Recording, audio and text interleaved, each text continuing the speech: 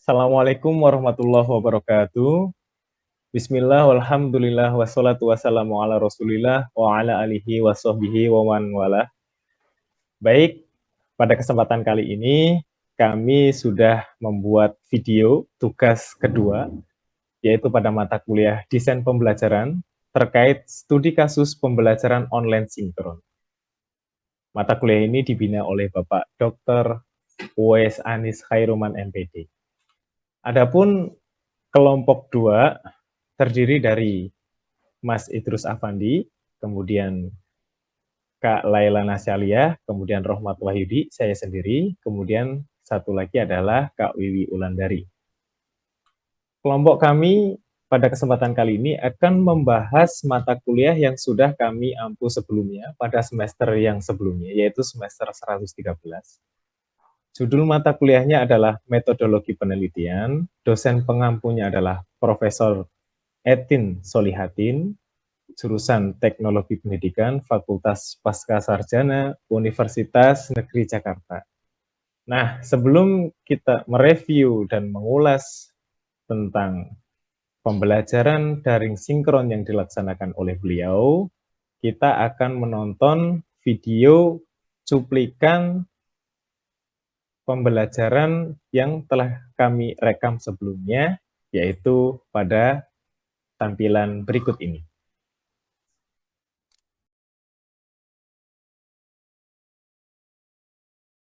Penelitian nanti instrumen atau bagaimana, Prof? Atau bikin baru lagi, Prof? Yang sudah kita punya proposal dan instrumen saat masuk, silahkan dilanjutkan. Kalau itu mau ke tahap tesis, silahkan. Yang penting dalam koridor 5 kawasan TP, ya enggak? Desainnya, medianya, atau strategi, pilih-pilihlah di situ salah satu aja. Oke. Pokoknya buat dari 5 kawasan TP, bukan kawasan Pulau Gadung. Kawasan untuk kawasan TP itu seperti apa ya, Prof? Apa ya, Prof ya? Kenapa? Untuk 5 kawasan TP itu contohnya apa ya, Prof? Contohnya misalnya Bilal mau meneliti tentang media. Media itu miliknya TP, kawasan TP. Kawasan TP yang pertama media. Jadi medianya boleh online, boleh offline. Online orang menyebutnya daring, kalau offline adalah luring. Nanti di online pun Bilal boleh memilih, misalnya bagaimana pembelajaran Zoom dibanding dengan misalnya Google Meet.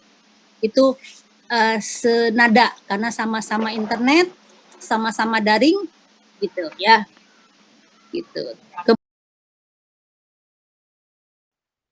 Baik, setelah melihat cuplikan video yang kami tayangkan sebelumnya tentang desain pembelajaran daring secara sinkron yang disampaikan oleh Prof. Etin Solihatin, kita akan memberikan beberapa ulasan dan bahasan. Perlu dicatat bahwa ulasan dan bahasan kita kali ini tidak bermaksud untuk melemahkan apapun, karena kami menilai bahwasannya pembelajaran yang dilakukan sudah sangat baik, tapi kami sebagai seorang teknolog pendidikan perlu mengkaji lebih dalam lagi dan memperbaiki supaya kualitasnya menjadi lebih baik lagi. Nah, untuk bahasan dan ulasannya akan disampaikan oleh rekan kami, yang pertama oleh Mbak Laila Nasyalia, kemudian dilanjutkan oleh Mas Idrus Afandi. Kepada beliau, waktu dan tempat kami persilahkan.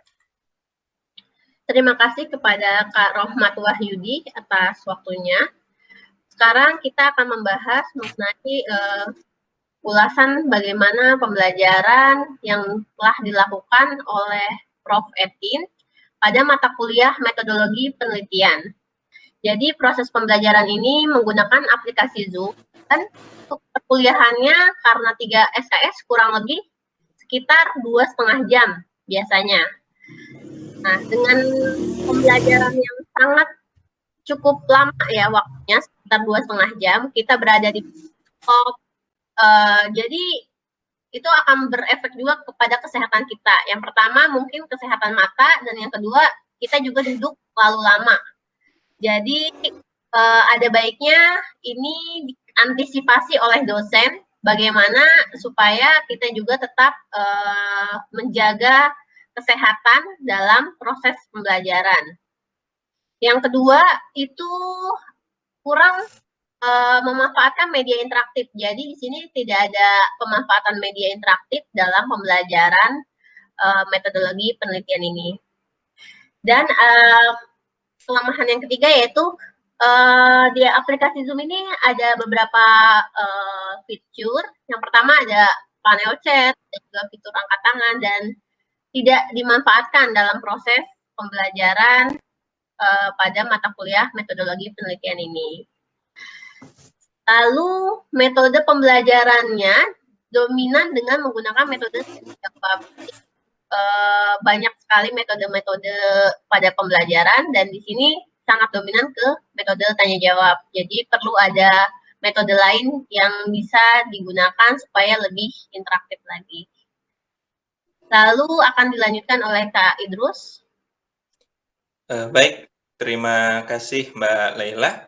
Untuk kelemahan instruksional berikutnya dari pembelajaran metode penelitian telah dilakukan, yaitu tidak semua mahasiswa menjadi aktif, hanya tertentu saja.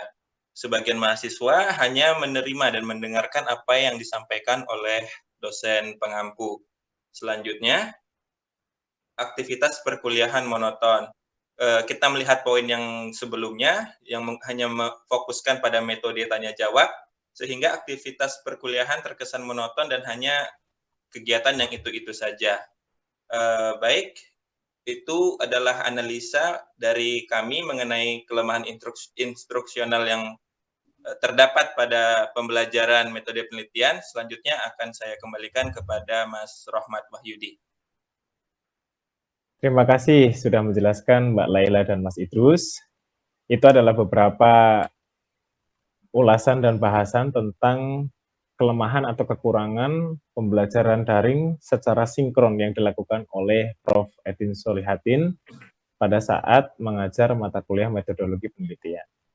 Nah, selanjutnya di segmen video yang berikutnya kami akan berikan tips dan trik dan bagaimana langkah-langkah mendesain sebuah pembelajaran daring secara sinkron dengan baik dan benar. Nah, sampai ketemu di video yang selanjutnya. Wassalamualaikum warahmatullahi wabarakatuh.